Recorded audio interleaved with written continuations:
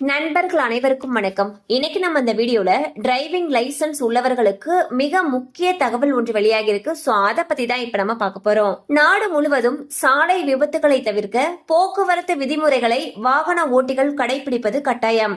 அதன் பிறகு போக்குவரத்து விதிமுறைகளை மீறும் வாகன ஓட்டிகளுக்கு அபராதம் விதிக்கப்படுவது வழக்கம்.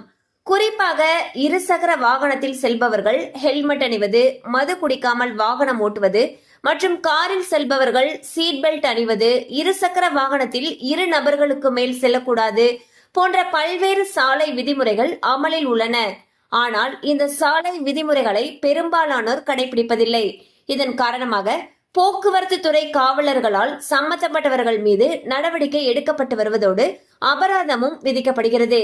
இந்நிலையில் தமிழ்நாட்டில் போக்குவரத்து விதிகளை மீறிய குற்றத்திற்காக தற்பொழுது 1,82,375 பேருடைய ஓட்டுநர் உரிமங்களை ரத்து செய்ய வேண்டும் என்று தமிழக காவல்துறை பரிந்துரை செய்துள்ளது.